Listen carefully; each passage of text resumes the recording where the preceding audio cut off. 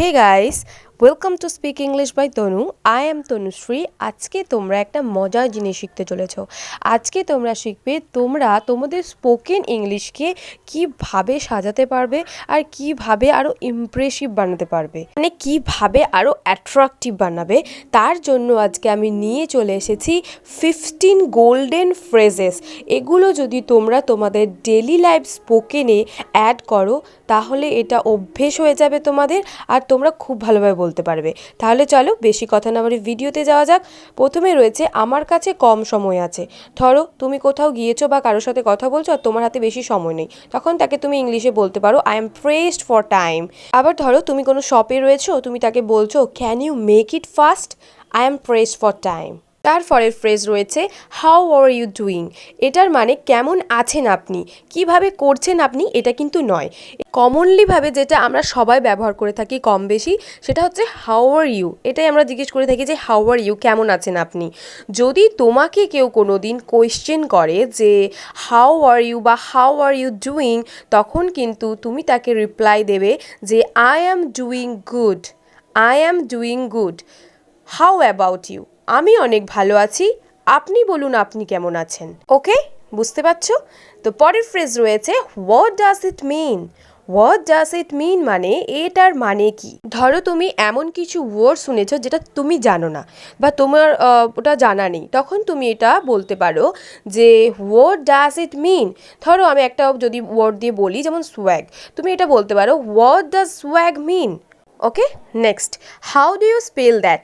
ধরো কারো নামের বানান তুমি ঠিক বুঝতে পারছো না, তখন তাকে জিজ্ঞেস করো না যে এটা আপনি কীভাবে লেখেন, তখন তুমি এটা বলতে পারো ইংলিশে how do you spell that, how do you spell that. Could you repeat that please. সেটা তুমি শুনতে পাওনি বা বুঝতে পারোনি, তখন তাকে এটা বলো could you repeat that please. অথবা তাকে এইভাবেও বলতে পারো could you say that again please, could you say that again please. ঠিক আছে, next let bygones be bygones মানে ধরো তোমার সাথে কারো ঝামেলা হয়েছে, এখন সে এসেছে তোমার কাছে, তোমরা দুজনে কথা বলছো, তাকে বলছো যা হয়েছে সেটা ভুলে যাও, সেটা ইংলিশে বলতে পারো let bygones be bygones. Let's be friends again, চলো আমরা দুজনে আবার বন্ধুত্ব করি। ওয়ার ওয়ার উই, আমরা কোথায় ছিলাম। এটা কোনো জায়গার ক্ষেত্রে না, এটা তোমার আর তোমার ফ্রেন্ডের মধ্যে কমিউনিকেট হচ্ছে আর তার মাঝে অন্য একটা টপিক চলে এসেছে, তখন তুমি সেই মুহূর্তে বলো আরে আমরা যেন কোথায় ছিলাম। সো ওয়ার ওয়ার উই, বুঝতে পেরেছো? তো চলো নেক্সট ফেজ রয়েছে হাউ ডাজ দ্যাট সাউন্ড। কেমন লাগলো, কেমন হবে মিনস ধরো তুমি কোনো প্ল্যানিংয়ের কথা বলছো আর তুমি চাইছো যে তোমাকে যে শুনছে তার কাছ থেকে তুমি রায় জানতে চাও যে এটা কেমন লাগছে। যেমন ধরো we could go for a movie tonight, how does that sound.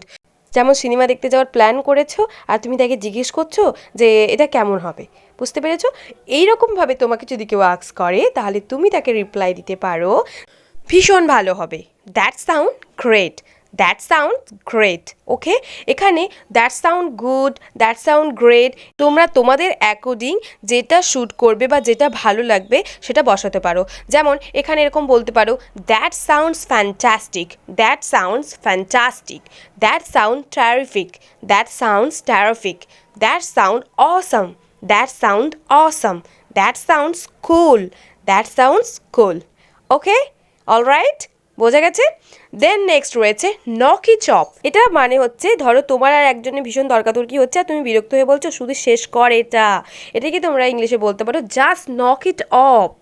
Next রয়েছে don't nag me. Don't nag me মানে ধরো তোমাকে কেউ কিছু চাইছে আর তুমি তাকে মানা করছো, তার সত্ত্বেও সে চেয়ে যাচ্ছে, তখন তুমি বিরক্ত হয়ে তাকে এটা বলো যে ডোন্ট ন্যাক মি মানে আমার মাথা খেও না। এরপরে রয়েছে সো ফার সো গুড মানে যখন তোমাকে এসে কেউ জিজ্ঞেস করে যে তোমার বিজনেস কেমন চলছে, তখন তুমি তাকে কি বলো যে এখনও অবধি সব ভালোই চলছে, তখন এটা বলতে পারো সো ফার সো গুড। তারপরে রয়েছে that rings a bell. That rings a bell মানে কেউ কোনো কথা বলছে আর সেই কথা থেকে তোমার কিছু মনে পড়ে গেছে, তখন এটা বলি না যে এটা থেকে আমার কিছু মনে পড়ে গেল, তখন ইংলিশে বলতে পারো that rings a bell. So এটাই ছিল আজকের কিছু golden English phrases. I am sure তোমাদের এটা খুব ভালো লাগবে। Phrases are always useful for any language, ঠিক আছে? এটা জাস্ট তোমরা মনে রাখার চেষ্টা করো আর যতটা সম্ভব প্রত্যেক দিনের ব্যবহার করার চেষ্টা করো, প্রত্যেকটা কথায় একটা করে ফ্রেজ বলার চেষ্টা করো, এতে তোমাদের স্পোকেন অনেকটা ইমপ্রেসিভ হবে। So guys, take care, keep practicing, keep learning. Bye for now. Thanks for watching. Be confident.